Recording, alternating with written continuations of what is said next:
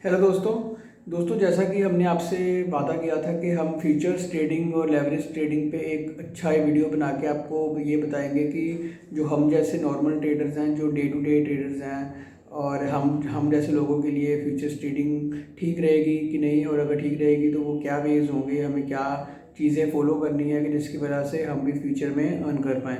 तो दोस्तों ये चीज़ करने के लिए मैंने खुद पहले फ्यूचर ट्रेडिंग की बाइनेंस के ऊपर, और अलग अलग चीज़ों से काफ़ी एक छोटा फंड लगा के अलग अलग चीज़ें ट्राई करके मैंने ट्राई किया कि उसमें देखा जाए कि कैसे ये काम करता है और इसमें आप किस तरह से अर्निंग कर सकते हैं।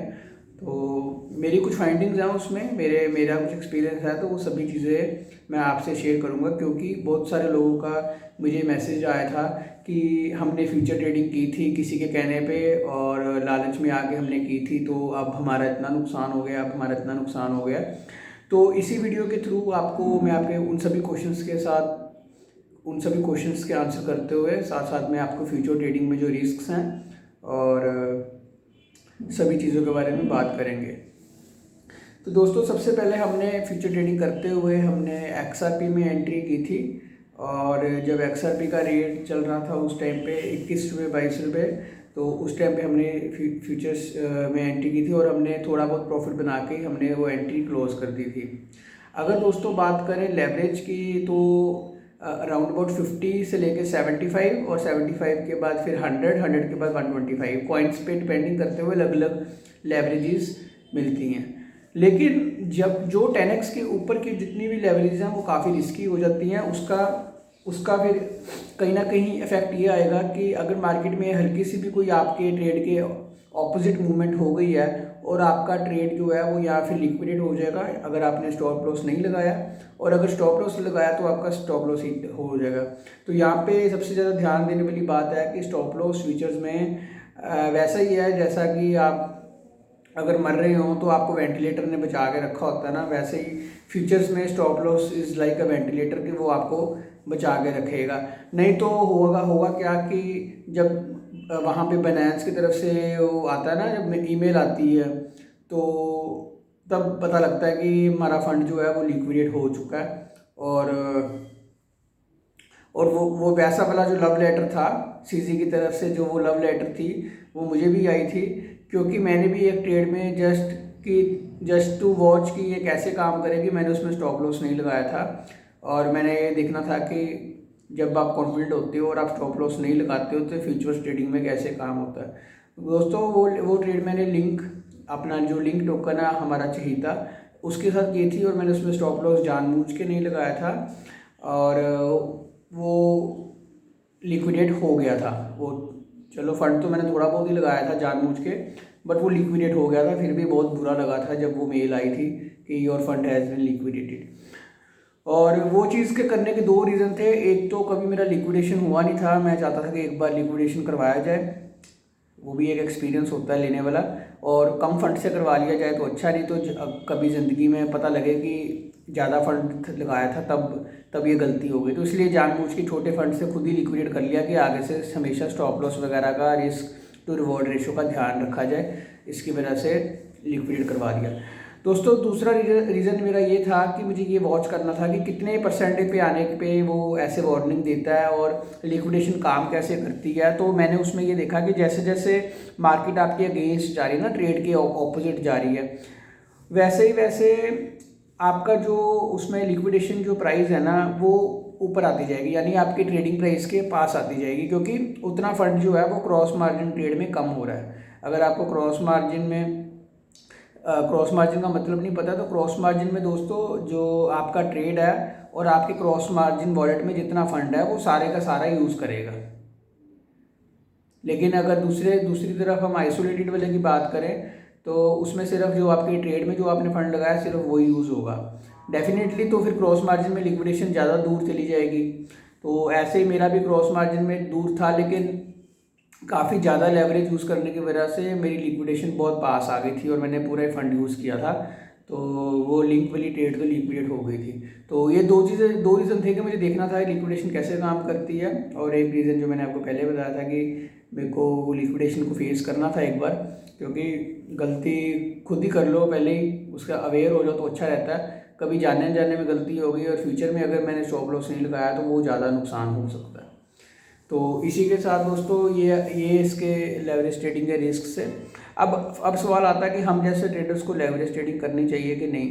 तो उसका सीधा सा आंसर है इसका। पहले आप अपने खुद से आप अपने आप से पूछिए कि क्या आप स्पॉट ट्रेडिंग में आप डेली बेसिस पे जिस भी हिसाब से आप कर रहे हैं, अगर आप मंथली ट्रेडिंग करते हैं, मीडियम टर्म करते हैं, डेली ट्रेडर हैं, तो आप स्पॉट ट्रेडिंग में आप कमा पा रहे हैं कि नहीं। आपकी जो प्रेडिक्शंस हैं, जो आपकी वो गेसेस हैं, वो आपके कितने परसेंट करेक्ट जा रहे हैं। अगर आपके 10 में से 7 या 8 आपके जो मूव्स हैं वो सही जा रही हैं तो आपके लिए फ्यूचर ट्रेडिंग है। अगर आपकी 5 से कम है रेशो तो मैं कहूँगा कि आप फ्यूचर ट्रेडिंग में लॉस करवा लोगे और आपको फ्यूचर ट्रेडिंग में जो उतना फ़ायदा नहीं होगा जितना लॉस हो जाएगा। क्योंकि बहुत सारी बार ऐसा भी देखा गया है कि जो स्पॉट ट्रेडर्स होते हैं वो इतने अभी परफेक्ट नहीं होते हैं, बट वो फ्यूचर्स में एंटर भी करते हैं और फ्यूचर से एक अच्छा खासा पैसा कमा भी लेते हैं।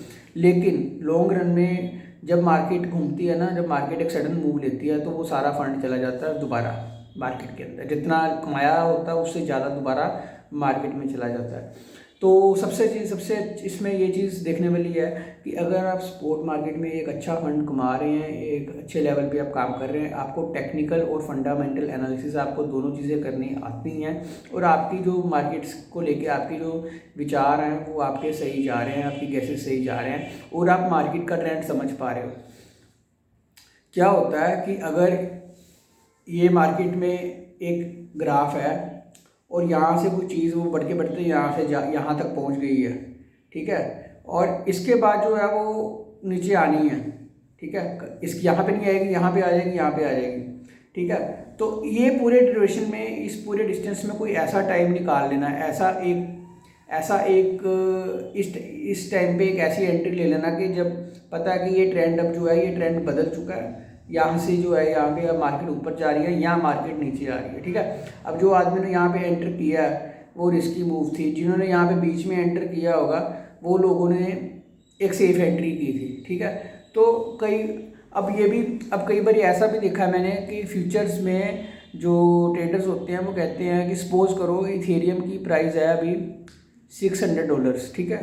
तो मैंने कई बार ये भी देखा कि जो प्रोफेशनल ट्रेडर्स हैं ना वो बिड ऐसी लगाते हैं कि वो बिड ऐसी लगाते हैं जो इसको हम बोलते हैं कंडीशन स्टॉप लॉस वाली बिड, स्टॉप लिमिट बिड, कि अगर इथेरियम की प्राइस 615 क्रॉस करे तो यहाँ से हमारी 10x की इतनी इथेरियम की एंट्री ओपन हो जाए, समझे। 600 पे नहीं लगाई, 610 पे लगाई, क्योंकि वो सेफ होना चाहते हैं कि इथेरियम अगर यहाँ तक पहुँचा तो 610 के बाद 620-30 जाएगा ही जाएगा। ये मेरा समझाने का मतलब है कि कोई ऐसा टाइम चूज़ करना कि जब आपको लगे कि यहाँ से ये ऊपर जाएगा। अगर आप वो टाइम आइडेंटिफाई नहीं कर पा रहे हैं तो लेवरेज ट्रेडिंग आपके लिए नहीं है। जो मेरी फाइंडिंग्स रही हैं, जो मैंने इसमें करके 1 हफ़्ता मैंने लगाया, 1 हफ़्ता तो नहीं, आई थिंक 1 हफ़्ते से ज़्यादा था, 10-15 दिन मैंने इस पर लगाए हैं। तो ये मेरा एक्सपीरियंस था जो मैं आपसे शेयर करना चाहता था, क्योंकि कोई ऐसे ही किसी के कहने पे और इसके रिस्क्स और रिवॉर्ड को ना समझे वो चला जाए फ्यूचर्स में और नुकसान हो जाए किसी भाई का, तो वो चीज़ अच्छी नहीं लगती है देखने में। मतलब किसी का नुकसान क्यों हो, सभी अपना हार्ड एंड मनी लगाते हैं क्रिप्टो में और लेकिन कमाते कम लोग हैं। तो चलो हम वज़ीर वॉरियर्स का पार्ट होते हुए जितना हो सकता है हम लोगों को समझाने की, उनकी मदद करने की कोशिश करते हैं। बाकी क्रिप्टो में स्पॉट मार्केट में इतनी अपॉर्चुनिटीज़ हैं कि आप बहुत अच्छा पैसा कमा सकते हो। लेवरेज ट्रेडिंग सिर्फ उन लोगों के लिए है जिनको बहुत सारा टाइम हो गया, वो एक्सपर्ट ट्रेडर्स बन चुके हैं। इसमें एक्सपीरियंस भी मैटर करता है। जो लोग काफ़ी 3-4-5 सालों से ट्रेडिंग कर रहे हैं और वो अब अपनी स्किल्स और अपनी नॉलेज और अपने हुनर का इस्तेमाल करना चाहते हैं, उसको लेवरेज करना चाहते हैं। उन लेवरेज ट्रेडिंग का मतलब ही ये है कि अगर कोई इंसान अपने दिमाग का और अपने स्किल्स का, अपने एक्सपीरियंस को एज ए लेवरेज यूज़ करना चाहता है कि हाँ मेरे पास स्किल्स हैं, मेरे पास ऐसी चीज़ है कि मैं इससे पैसा कमा सकता हूँ, बट मेरे पास इतना पैसा नहीं है, मेरे को पैसा उधार मिल जाए, कहीं से मार्केट से उधार मिल जाए। तो इसलिए वो स्पॉट ट्रेडिंग छोड़ के वो लेवरेज में जाते हैं कि उतना फंड मिल जाए। और दूसरी चीज़, अगर आप मार्केट के बारे में श्योर नहीं, आप एक जस्ट तुक्का लगाते हैं कि यहाँ से ये बढ़ जाएगा और वो बढ़ता भी नहीं है। तो उतना तो आपको हफ्ते, अगर आप हफ्ता 2 हफ्ता अपनी एंट्री वहाँ पे खोल के रखते हैं ना, तो आपको किस अमाउंट तक उसमें फंडिंग रेट और इंटरेस्ट रेट पड़ सकता है ना, वो आप खुद ही कैलकुलेशन कर लेना, वो मुझे बताने की ज़रूरत नहीं है। मिनिमम टू मिनिमम भी 0.1% जो है वो maximum of the times long वाले प्लेयर्स को शॉर्ट को पे करना पड़ता है, जो लोग लॉन्ग हैं, ठीक है। 0.1% का मतलब है कि ये 8 आवर्स का होता है 0.1%, और ये अगर आप 24 घंटों का लगा लोगे तो 0.3%, ठीक है। और अगर आप इसको 10 दिन का लगा लोगे तो ये सीधा बैठ जाएगा 3%। ओके, अब 10 दिन में आपने 3% कमाना है कि नहीं, उसकी तो गारंटी नहीं है, बट आप 3% उस पर फीस पे कर दोगे, फीस नहीं, इंटरेस्ट और फंडिंग रेट पे कर दोगे। फीस तो जो पढ़नी है वो तो अलग से पढ़नी है। तो ये आपका 3-4-5% का तो एक ये खर्चा लेके चलना ही चलना। और ये 0.1%, सॉरी 0.1% नहीं, 0.01% ये मिनिमम है। और कभी कभी तो मैंने 0.1% भी देखा है। कभी कभी ऐसा भी देखा कि 0.1% भी फीस उसमें जा रही, फंडिंग फीस जो ऊपर लिखा आता है। 8 आवर्स का होता है चार्ट, 8 आवर्स का टाइम ड्यूरेशन होता है, ऊपर लिखा आता है। तो वो तो मार्केट के हिसाब से फ़ीस कम और ज़्यादा होती रहती है, बट ये चीज़ें कुछ थी जो आपको मालूम होना चाहिए। अपना रिस्क रिवॉर्ड और ये जो खर्चे वगैरह ये लेके चलो साथ में। अगर वर्थ लगे कोई ट्रेड एंटर करने की तभी करो, नहीं तो ऐसे ही फिर जब पता लगता है कि जब देर हो जाती है, फिर समझ में नहीं आता कि ट्रेड को क्लोज़ करें कि इसको ओपन रखें। स्टॉप लॉस वैसे नहीं हमने लगाया होता, तो वो वेट करता है कि अब जाए तो पूरा ही जाए, नहीं तो कोई कुछ भी ना जाए। वो वाली कंडीशन होती है कि बस वेट करते रहो, वेट करते रहो। दिन रात की नींद ख़राब होती है, और बस इंसान वेट करता है कि कब मेरी मौत आएगी और कब मेरा लिक्विडेशन होगा मिल का। ऐसी ऐसी भी कंडीशंस हो जाती हैं। तो सतर्क रहिए, बच के रहिए। इंशाल्लाह बहुत पैसा हम स्पॉट मार्केट से भी कमाएंगे। फ्यूचर्स के लिए आपको जो मैंने गाइडलाइंस बताई हैं कि आपको कब एंटर करना चाहिए, वो आपको वीडियो में बताया मैंने। इसी के साथ ऐसी वीडियोस के लिए, अगर आपको ऐसी वीडियोस पसंद आती हैं, ऐसी एजुकेशनल वीडियोस, तो वीडियो को लाइक ज़रूर करिएगा।